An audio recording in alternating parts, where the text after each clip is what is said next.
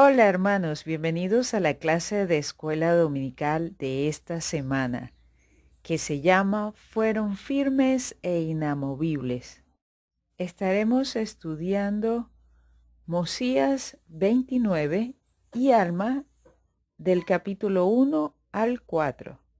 Es importante destacar que el libro de Mormón tiene aproximadamente 1000 años de historia. Mormón y Moroni, quienes estaban recopilando toda la información, escogieron lo que era de mayor importancia para nosotros en este tiempo.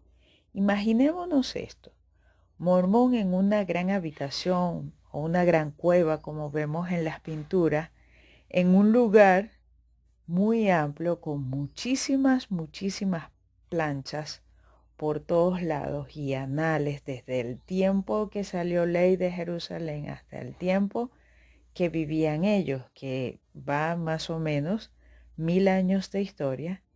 Imaginen la tremenda tarea que implica sacar de todos esos escritos las cosas más importantes y de valor para nuestro tiempo.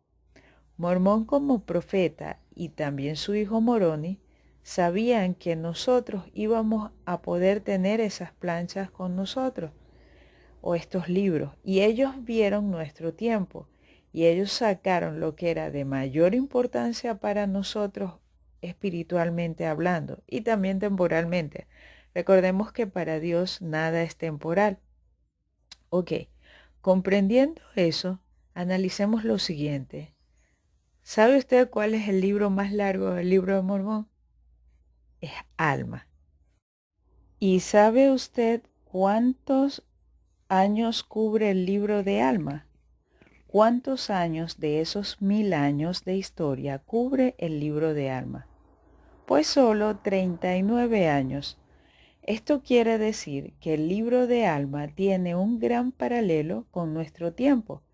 El libro de Alma nos ayuda a poder comprender tanto cosas espirituales como cosas temporales, que nos llevan a la exaltación si las ponemos en práctica. Mormón, al ver nuestro tiempo, colocó en su libro lo que nos puede ayudar. Hagamos un pequeño ejercicio y les voy a dar 2 minutos para que usted pueda comentar con la persona que tiene al lado de lo que leyó Mosías del 29 y Alma del 1 al 4, qué tiene de parecido con nuestro tiempo, con nuestras situaciones. Ok, el ejercicio es el siguiente: es compartir qué fue lo que usted vio de parecido en Mosías 29 y en Alma del 1 al 4 con nuestro tiempo. Y si no tiene alguien para compartir, lea los encabezados y también lea Mosías 29 del 21 al 35 y haga una lista de las semejanzas que consiga con nuestro tiempo. Perfecto. Para esto tienen 2 minutos y el tiempo comienza ahora.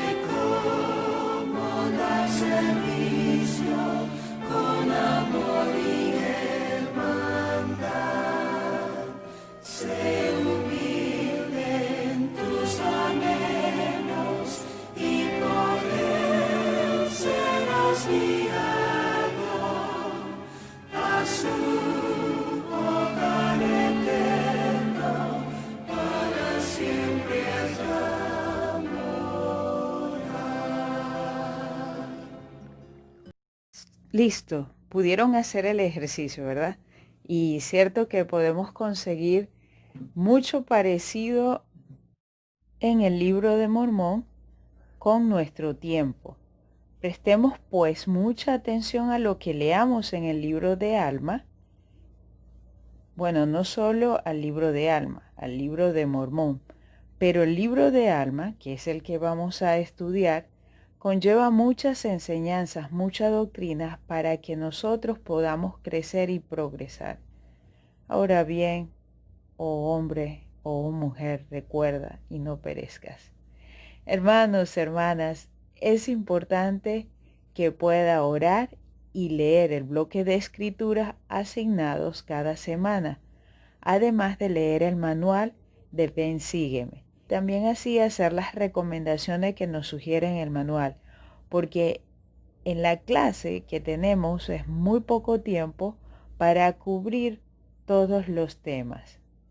Bien, comencemos con el final del libro de Mosías. El rey Mosías no tiene a quien heredar el reino, porque sus hijos se fueron a predicar a los lamanitas. La gente quería que él obligara a uno de sus hijos a reinar, y él les explicó todo el trabajo que implica ser rey y que con reyes las personas perdían la responsabilidad de sus actos. Y peor aún, cuando se tenían gobernantes inicuos como el rey Noé, eso trae mucha destrucción al país. Leamos Mosías 29, 21 al 24. Y he aquí, os digo que no podéis destronar a un rey inicuo, sino mediante mucha contención y el derramamiento de mucha sangre. Pues he aquí, tiene sus cómplices en iniquidad, y conserva a sus guardias alrededor de él, y deshace las leyes de los que han reinado en justicia antes de él, y huella con sus pies los mandamientos de Dios, y formula leyes, y las envía entre su pueblo, sí, leyes según su propia maldad, y al que no las obedece, hace que sea destruido, y contra los que se rebelan envía sus ejércitos para combatirlos, y si puede, los destruye. Y de este modo es como un rey inicuo pervierte las vías de toda rectitud. Y ahora bien, he aquí os digo, no conviene que tales abominaciones vengan sobre vosotros. Después de explicarle al pueblo lo difícil que era destronar a un rey o un gobernante inicuo, el rey Mosías le explicó o ideó un tipo de gobierno con jueces para que ellos pudiesen tener mucha más libertad. Leamos Mosías 29, 25 al 27. Por tanto, escoged jueces por medio de la voz de este pueblo, para que seáis juzgados de acuerdo con las leyes que nuestros padres os han dado, las cuales son correctas, y fueron dadas a ellos por la mano del Señor. Ahora bien, no es cosa común que la voz del pueblo desee algo que sea contrario a lo que es justo, pero sí es común que la parte menor del pueblo desee lo que no es justo. Por tanto, esto observaréis y tendréis por ley. Trataréis vuestros asuntos según la voz del pueblo. Y si llega la ocasión en que la voz del pueblo escoge la iniquidad, entonces es cuando los juicios de Dios descenderán sobre vosotros. Sí, entonces es cuando Él os visitará con gran destrucción. Sí, como hasta aquí la ha mandado sobre esta tierra. Vemos pues que el rey Mosías ideó un sistema de gobierno para que todas las personas hubiese mayor igualdad. Ahora, veamos también cuál es la otra finalidad o cuáles fueron las finalidades con las cuales el rey Mosías ideó este sistema de gobierno. Vamos a leer Mosías 29, del 30 al 32. Y os mando que hagáis estas cosas en el temor del Señor, y os ordeno que hagáis esto, y que no tengáis rey, para que si este pueblo comete pecados e iniquidades, éstos recaigan sobre su propia cabeza. Pues he aquí os digo que las iniquidades de sus reyes han causado los pecados de mucha gente. Por tanto, sus iniquidades recaen sobre la cabeza de sus reyes. Y ahora deseo yo que esta desigualdad deje de existir en esta tierra, especialmente entre este mi pueblo, mas deseo que esta tierra sea una tierra de libertad, y que todo hombre goce igualmente de sus derechos y privilegios, en tanto que el Señor juzgue conveniente que habitemos y heredemos la tierra. Sí, mientras permanezca cualquiera de los de nuestra posteridad sobre la superficie de la tierra. El rey Mosías quería que cada quien se hiciera responsable del mal o el bien que hiciera cada uno y se hiciera responsable de lo malo o bien que iba el país. ¿Y cómo podemos aplicar estas enseñanzas a nosotros mismos en este tiempo, en este nuestro país, mi país, tu país? Bueno, una manera podría ser no hacer lo malo que mucha gente hace. En nuestro país vivimos muchas vicisitudes, no solo con el COVID-19 que está afectando al mundo entero y está conmocionando y es muy tremendo, sino que adicional nos hace falta gasolina, gas, agua, efectivo y quizás no tenemos dinero para comprar alimentos. Pero aún así, nosotros podemos decidir no caer en comportamientos inicuos solo porque los demás lo hacen. Para poner un ejemplo, recuerden la vez que hubo muchas personas que empezaron a irse debido a la crisis económica. Muchas personas buscaban las minas para ir a trabajar y dejaron a sus familias. Y entonces llegaron allá y se enfermaron. Y allí se multiplicaron sus problemas. Gracias a haber ido allá y hacer cosas que la mayoría hacía, o mucha gente hacía, no la mayoría, mucha gente hacía. Hermanos, hermanas, es nuestra responsabilidad vivir de acuerdo con los principios de Dios y ayudar a nuestra comunidad en lo que podamos, ser una luz al mundo. Escuchemos la siguiente experiencia. Esta es la experiencia de una hermana que se llama presidenta de la Sociedad de Socorro en el año 1945, Belle Spafford. Las líderes de la Sociedad de Socorro recibieron una invitación para asistir a una reunión del Consejo Nacional de Mujeres. Las hermanas líderes habían sido miembros de ese consejo durante muchos años, pero sintieron que el consejo no les había dado un buen trato.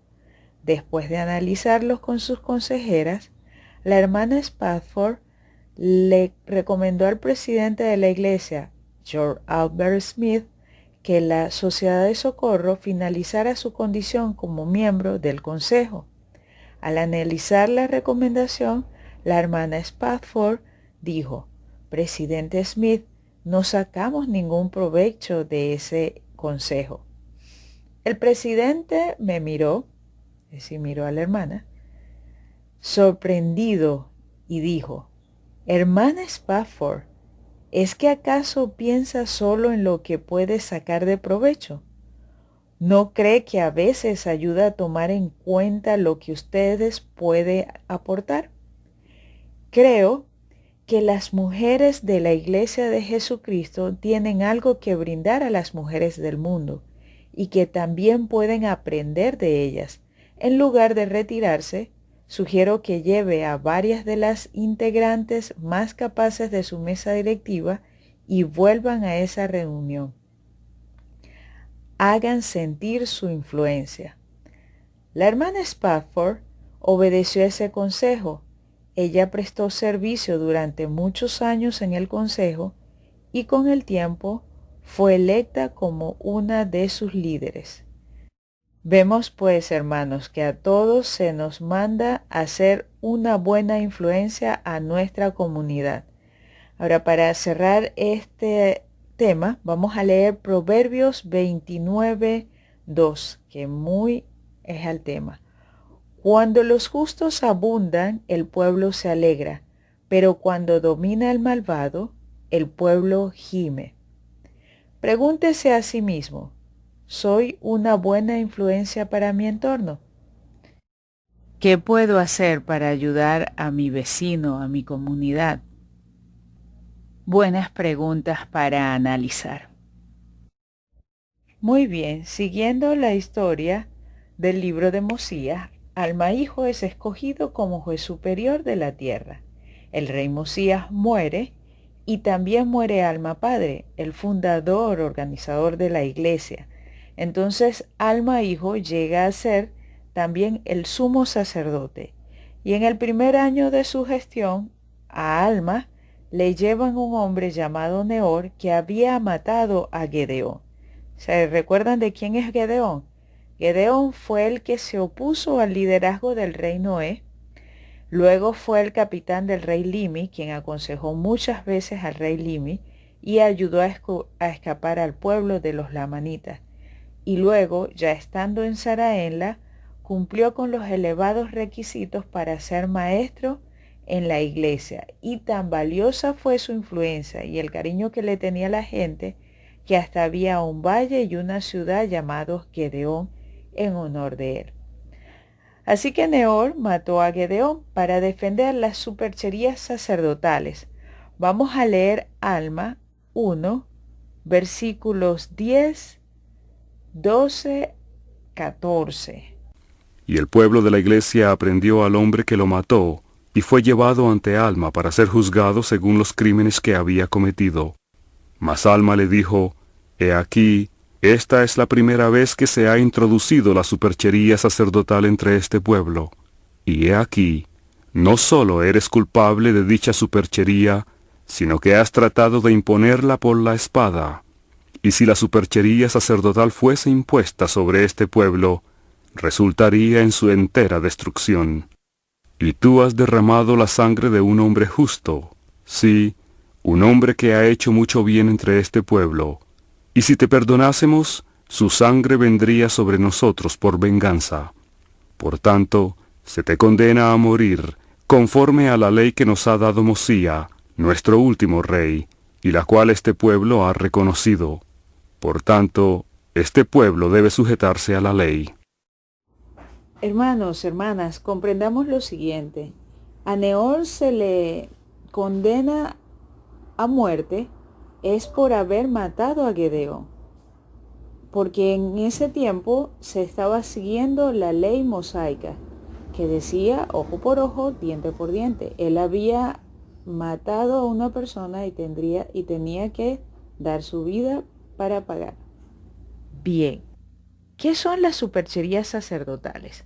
Vamos a averiguar qué son las supercherías sacerdotales en la guía de las Escrituras. Dice, el que los hombres prediquen y se constituyan a sí mismos como una luz al mundo, con el fin de obtener lucro y la alabanza del mundo, sin buscar en ningún sentido el bien de Sion. Esas son las supercherías sacerdotales. Me gusta la definición que le da el elder David Bernard del Quórum de los 12 Apóstoles.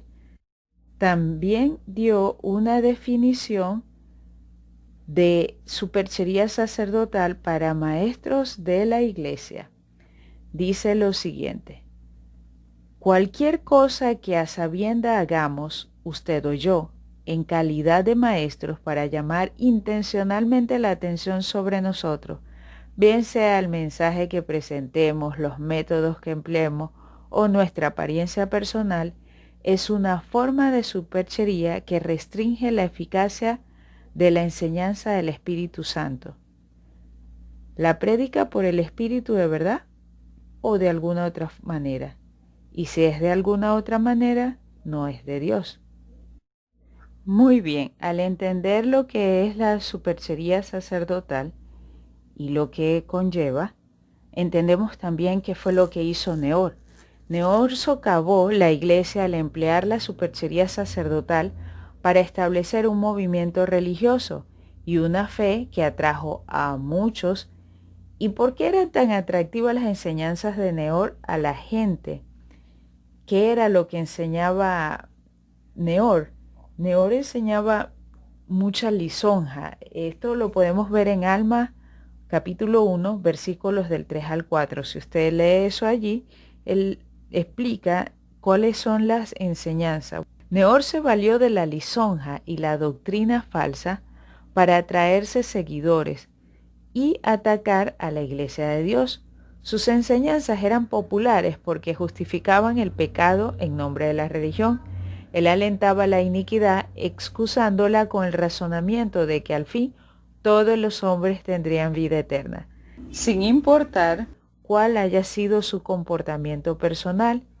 Y aunque Nehor fue muerto, mucha gente siguió sus preceptos y los seguían predicando y desarrollando. Vamos a leer Alma, capítulo 1, versículos 16 al 17 y 19 al 20.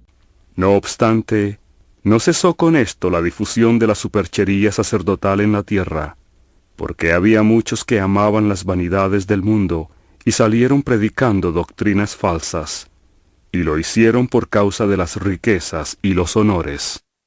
Sin embargo, no se atrevían a mentir por si llegaba a saberse, por miedo a la ley, porque los embusteros eran castigados.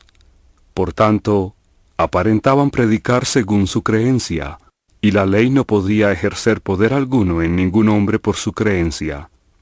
Pero aconteció que los que no pertenecían a la iglesia de Dios empezaron a perseguir a los que pertenecían a ella y habían tomado sobre sí el nombre de Cristo. Sí, los perseguían y los injuriaban con toda clase de palabras, y esto a causa de su humildad, porque no eran orgullosos a sus propios ojos, y porque se impartían mutuamente la palabra de Dios sin dinero y sin precio. Analicemos un poco lo que estaba sucediendo aquí. La gente que no era miembro de la iglesia se puso a perseguir a los que eran miembros de la iglesia de Jesucristo. Y hubo dos reacciones de parte de los miembros de la iglesia. Escuchemos a la hermana Eleni, que nos va a explicar un poquito acerca de esto. Había una ley que no se podía perseguir, no se podía maltratar a nadie, no nos podíamos poner superiores a otra persona. Y el 22 dice, sin embargo, hubo entre ellos muchos que empezaron a llenarse de orgullo y a contender acaloradamente con su adversario, aún hasta golpearse. Sí, se daban puñetazos el uno al otro.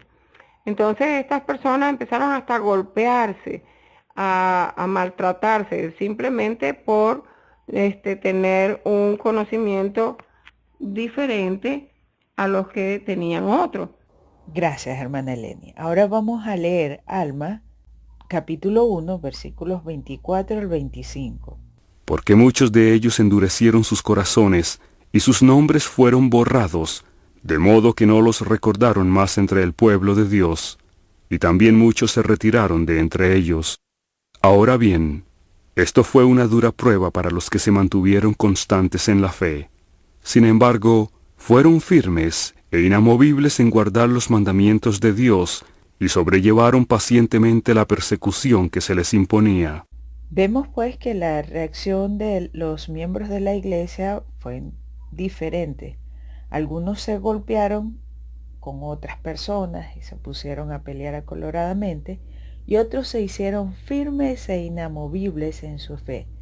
Veamos qué más hicieron, cuál fue la clave para que estas personas prosperaran tanto. Vamos a leer Alma, capítulo 1, versículos 26 y 27 y 29 al 31.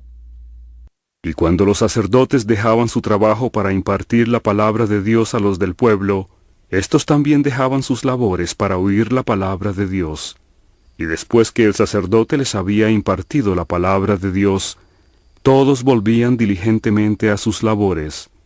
Y el sacerdote no se consideraba mejor que sus oyentes, porque el predicador no era de más estima que el oyente, ni el maestro era mejor que el discípulo, y así todos eran iguales, y todos trabajaban, todo hombre según su fuerza. Y de conformidad con lo que tenía, todo hombre repartía de sus bienes a los pobres y a los necesitados, y a los enfermos y afligidos, y no usaban ropa costosa, no obstante, eran aseados y atractivos. Ahora bien, debido a la estabilidad de la iglesia, empezaron a enriquecerse en gran manera, teniendo en abundancia todas las cosas que necesitaban, una abundancia de rebaños y manadas, y toda clase de animales cebados, y también una abundancia de grano, y de oro, y de plata, y de objetos preciosos en abundancia, y abundancia de seda y de lino de fino tejido, y de toda clase de buenas telas sencillas. Y así, en sus prósperas circunstancias no desatendían a ninguno que estuviese desnudo, o que estuviese hambriento, o sediento, o enfermo, o que no hubiese sido nutrido, y no ponían el corazón en las riquezas. Por consiguiente, eran generosos con todos, ora ancianos, ora jóvenes, esclavos o libres, varones o mujeres, pertenecieran o no a la iglesia, sin hacer distinción de personas si estaban necesitadas. Y así prosperaron y llegaron a ser mucho más ricos que los que no pertenecían a su iglesia. Repito la pregunta. ¿Qué fue lo que hizo o cuál fue la clave para que estas personas prosperaran tanto? Veamos, los hermanos de la iglesia prosperaron abundantemente porque todos trabajaban diligentemente. Según su fuerza, cada uno trabajaba. Número 2, se servían el uno al otro y se humillaron ante el Señor. Así vemos que esta es la manera en que nosotros podemos prosperar, ¿no? A la manera del Señor. Ahora, ¿qué pasa? Después de 6 años, porque esto pasó en el segundo año de los jueces, 6 años después podemos ver qué estaba sucediendo y cómo entran ellos a lo que se llama el ciclo de rectitud e iniquidad. Vamos a leer ahora Alma 4, versículos del 7 al 10. Y preste atención cómo se comportaban los miembros de la iglesia y cómo afectaba esto a la iglesia y a los que no eran miembros de la iglesia. Vamos a escuchar. Ahora bien, esto fue causa de mucha aflicción para Alma, sí, y para muchos de los que él había consagrado para ser maestros, sacerdotes y élderes en la iglesia. Sí, muchos de ellos se sintieron afligidos en extremo por la iniquidad que vieron que había surgido entre los de su pueblo. Porque vieron y observaron con gran dolor que los del pueblo de la iglesia empezaban a ensalzarse en el orgullo de sus ojos, y a fijar sus corazones en las riquezas y en las cosas vanas del mundo, de modo que empezaron a despreciarse unos a otros, y a perseguir a aquellos que no creían conforme a la propia voluntad y placer de ellos. Y así, en este 8º año del gobierno de los jueces, empezó a haber grandes contenciones entre los de la iglesia. Sí, había envidias y conflictos, malicia, persecución y orgullo, aún excediendo el orgullo de aquellos que no pertenecían a la iglesia de Dios. Y así terminó el año 8º del gobierno de los jueces. Y la iniquidad de los de la iglesia fue un gran tropiezo para los que no pertenecían a ella. Y así la iglesia empezó a detenerse en su progreso.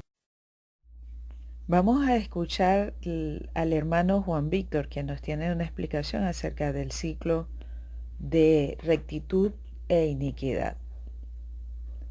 En este caso estaba pasando algo muy particular que muchos conocemos, y es que se estaba cumpliendo el ciclo nefita. Y se lo voy a compartir o a parafrasear de esta forma. El ciclo nefita consta de que los nefitas, cuando ellos estaban siendo afligidos por los lamanitas, ellos se arrepentían ante el Señor, oraban, se arrepentían de sus pecados, y por ende el Señor les escuchaba sus oraciones, los bendecía, y ellos eran prósperos. En esta prosperidad lograban mucho éxito, tanto en la vida espiritual como en la vida temporal. Pero pasaba algo que era lo que lo hacía que ellos declinaran, y era que se llenaban de orgullo y de codicia. Y después esa codicia los llevaba a cometer errores, que son los pecados, y caían en el pecado de nuevo. Y luego se arrepentían, volvían a orar al Padre y eran bendecidos, y después caían otra vez en pecado, y ese se llama el ciclo nefita. Entonces, para seguir, en este caso, los miembros de la iglesia en ese momento estaban siendo bendecidos por el Señor, y eran muy prósperos, pero empezaron a ensalzarse su propio orgullo, queriendo ser mejor que su prójimo y queriendo tener más. En este caso dinero o joyas preciosas o las cosas del mundo. Y también junto con eso menospreciaban a las personas que no tenían tanto, que eran pobres. Entonces esto tuvo un efecto en los que no eran miembros de la iglesia. Y es que empezaron a cometer pecados peores de lo que ellos ya estaban cometiendo, no siendo miembros. Entonces, estas acciones hicieron que las personas pensaran, para mí parece, si ellos siendo miembros de la iglesia que ellos llaman de Cristo, hacen eso, cuanto más yo que no soy miembro. Entonces nosotros debemos ser un ejemplo para las personas en nuestro entorno, en nuestra familia y en todo momento y en todo lugar. Y lo que debemos hacer es que lo primero es cumplir el ciclo nefita, arrepentirnos de nuestro pecado, orar al Padre y después vamos a recibir las bendiciones. Cuando recibamos las bendiciones, no caer en el orgullo, que el orgullo es el paso para cometer todos los pecados consecuentes. Y tampoco ser avaricioso. Y esto era lo que estaba pasando. Los nefitas se volvieron avariciosos por su prosperidad y desechaban a las personas que no lo eran. Y eso está mal. Como miembro de la iglesia no puede ser así. Y lo quiero dejar en el nombre de Jesucristo. Amén. Gracias, Juan. Sí, cayeron en el ciclo de rectitud y iniquidad y cada vez iban una y otra vez en el mismo ciclo y nosotros nos tenemos que cuidar de ello. Pero ¿qué fue lo que hizo desviar el corazón de los nefitas? ¿Qué fue lo que hizo? ¿Cuál fue el pecado que cometieron? Se llama orgullo. ¿Y qué es el orgullo? Vamos a ver, ¿qué piensa usted que es el orgullo? Comparta con la persona que tiene al lado qué piensa usted que es el orgullo. Tiene un minuto para que usted pueda decirle a esa persona y esa persona le diga a usted qué piensa sobre cuál es su definición del orgullo.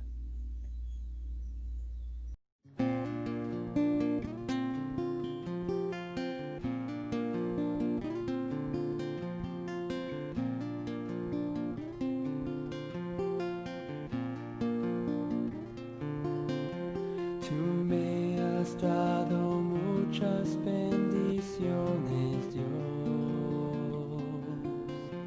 Por eso quiero dar también según tu voz. A mi hermano atenderé, tu gran dolor mitigaré.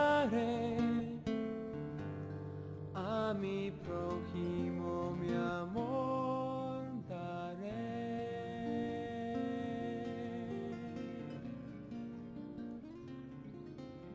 Me has cuidado y amparado bien, Señor. Perfecto. Vamos a escuchar a las hermanas Elenis y la hermana Marta. En la guía de las escrituras podemos leer lo que es el orgullo, que es la falta de humildad o de mansedumbre. El orgullo hace que la gente esté en contra de Dios y de las demás. Las personas orgullosas se creen superior a los que los rodean y hace su propia voluntad en lugar de la de Dios. La vanidad, la envidia, la dureza de corazón y la altanería son también características típicas de las personas orgullosas. ¿Y esto cómo afecta a nuestras vidas? ¿Cómo afecta el orgullo? El orgullo es un veneno. Yo lo describo así, como un veneno. Donde cae, afecta a todo lo que está alrededor.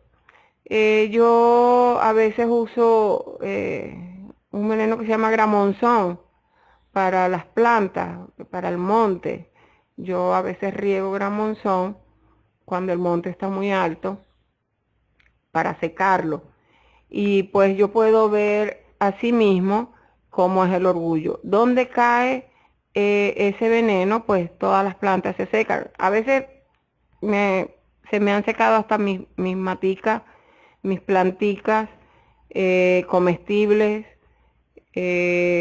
porque sin querer, pues si cae una gotica por allí, pues también muere la plantica que no debía morir, pero muere también.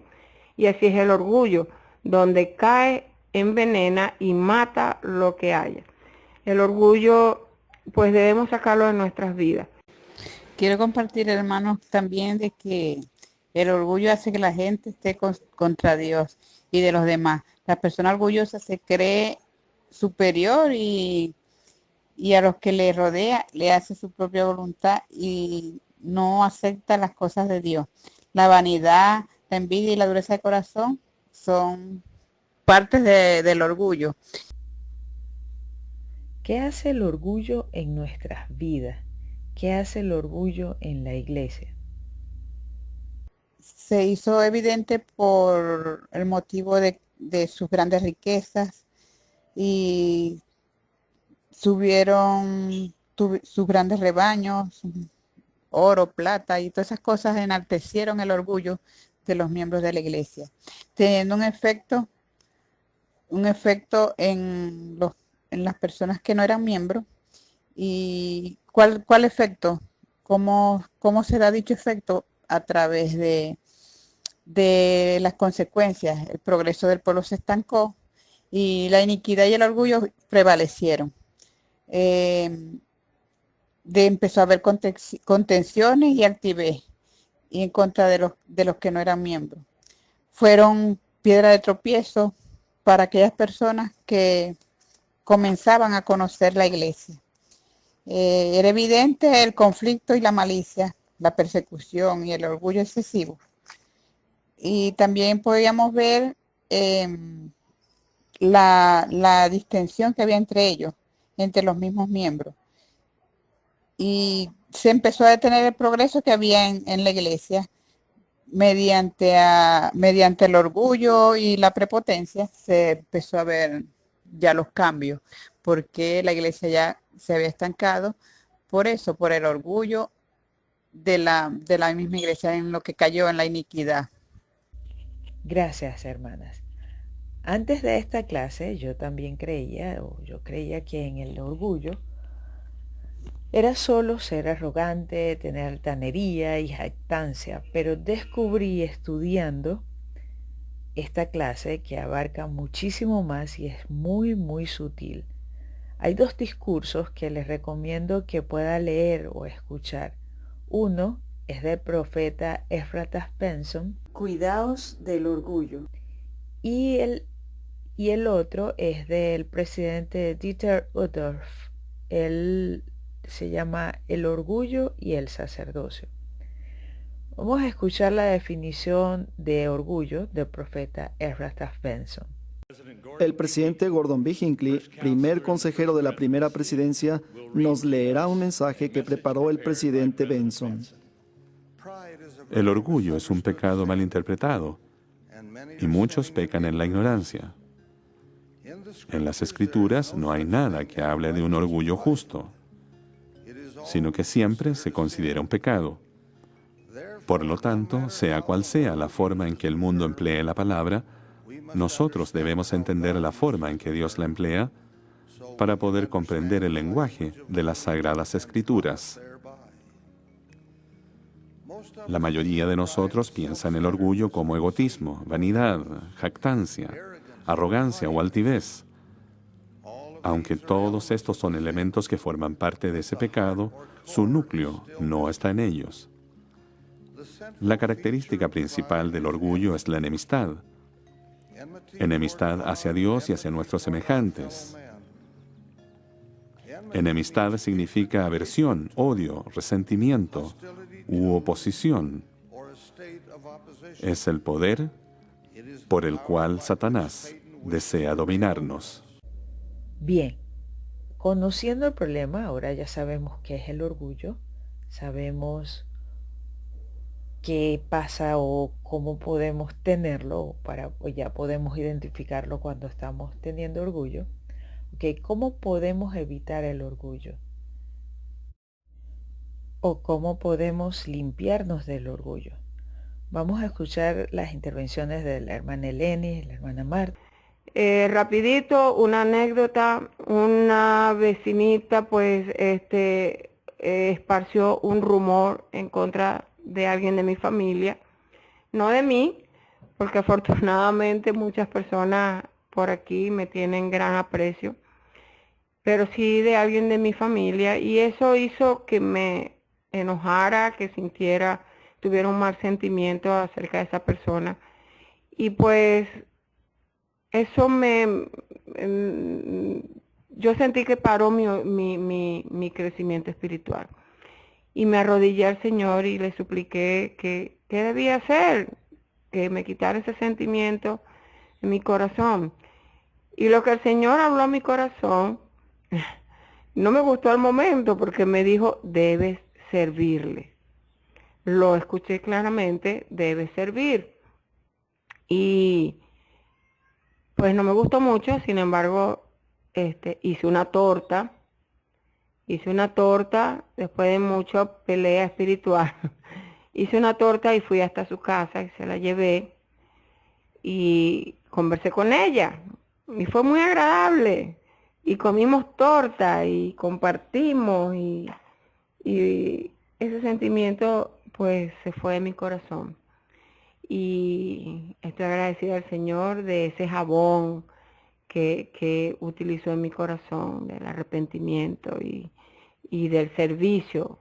A través de que servimos a nuestros semejantes, nosotros podemos alejarnos del orgullo. Ella también hizo una torta y también me trajo. Y pues ahora, no es que somos grandes amigas, pero tenemos buen sentimiento una de la otra. Y así alejamos ese mal sentimiento. Y el orgullo es un veneno que nos puede atacar en cualquier momento y debemos alejarlo. Debemos usar el arrepentimiento y mejorar. Cuando nos alejamos del orgullo, prosperamos. ¿Verdad? Prosperamos en nuestras vidas.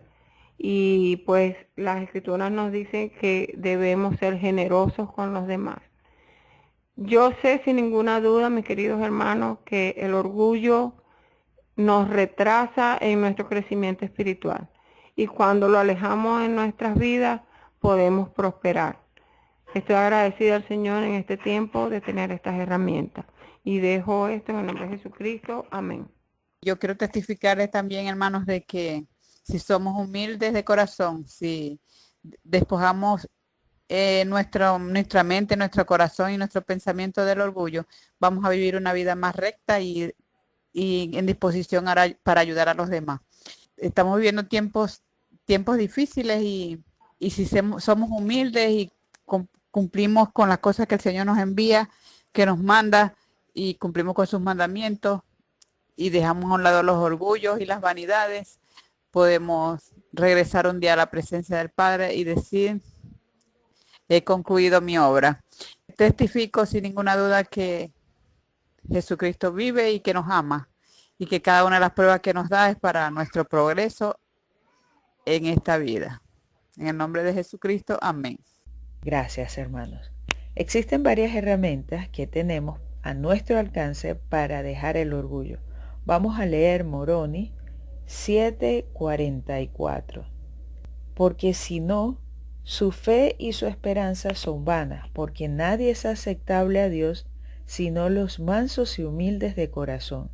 Y si un hombre es manso y humilde de corazón y confiesa por el poder del Espíritu Santo que Jesús es el Cristo, es menester que tenga caridad, porque si no tiene caridad no es nada.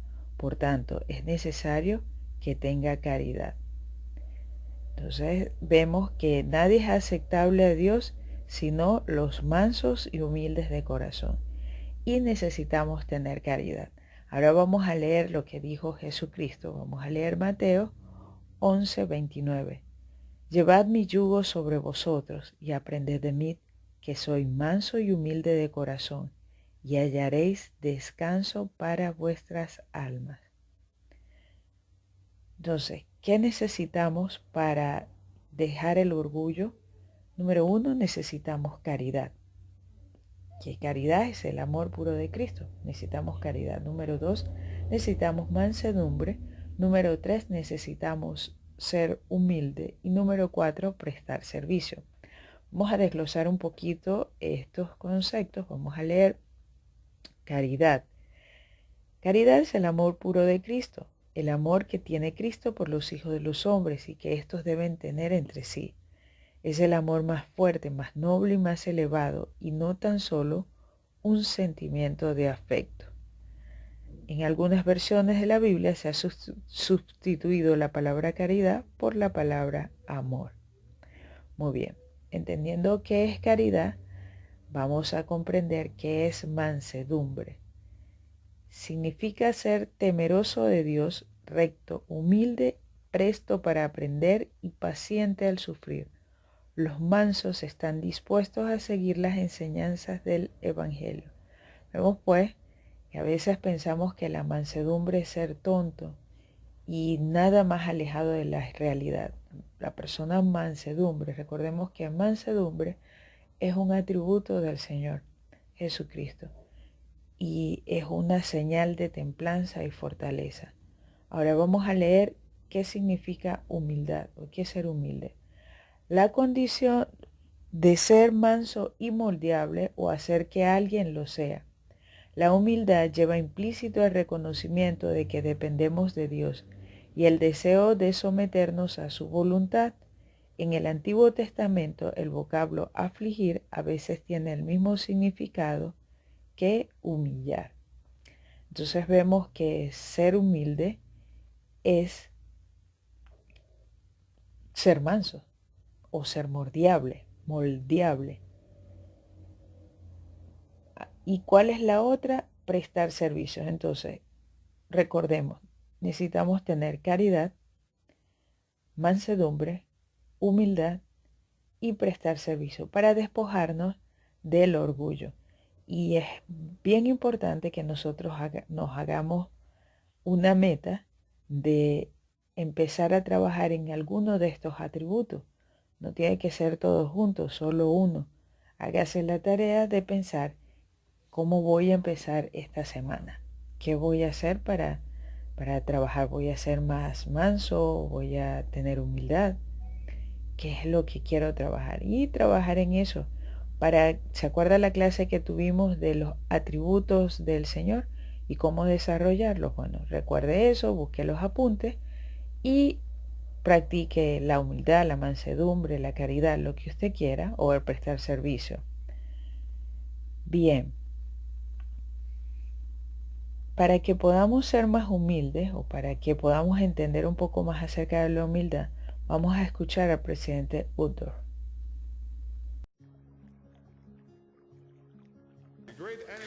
El gran enemigo de la caridad es el orgullo. Una de las principales razones de las dificultades en el matrimonio y la familia. El orgullo tiene poca paciencia, es antipático y envidioso. El orgullo exagera su propia fuerza e ignora las virtudes de los demás. El orgullo es egoísta y se irrita fácilmente. Ve malas intenciones donde no las hay y esconde sus propias debilidades tras falsas pretensiones. El orgullo es cínico, es pesimista, se enoja e impacienta. Más específicamente, si la caridad es el amor puro de Cristo, entonces el orgullo es la característica definitoria de Satanás. Dejen de lado el orgullo. Pidan disculpas sinceras a sus hijos, su esposa, su familia o amigos. Esto no es un signo de debilidad, sino de fortaleza. ¿Es más importante el tener la razón para ustedes que fomentar un ambiente de apoyo, sanación y amor? Construyan puentes, no los destruyan.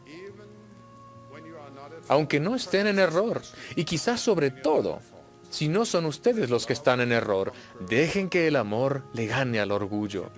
Si hacen esto, sea cual sea la adversidad que enfrenten, pasará. Hermanos y hermanas, trabajemos en nuestra humildad, trabajemos en ayudar y prestar servicio a otras personas. Sigamos el ejemplo de nuestro Salvador.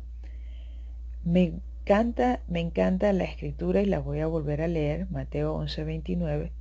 Llevad mi yugo sobre vosotros y aprended de mí, que soy manso y humilde de corazón, y hallaréis descanso para vuestras almas. Hace unos años atrás, yo leí esta escritura, la había leído otras veces, sin embargo, leí esta escritura y me llamó la atención. Y pensé, Jesucristo está haciendo un reto aquí y voy a aceptar ese reto. Voy a aceptar el reto de llevar el yugo de Él sobre mí. Y quiero decirles, hermanos, que de verdad es mucho más descansado ir con Dios, estar con Dios, de hacer las cosas a la manera del Señor. Es mucho mejor que mi manera o nuestra manera. Realmente es más descansado y muy llevadera la vida cuando la vivimos según el Salvador.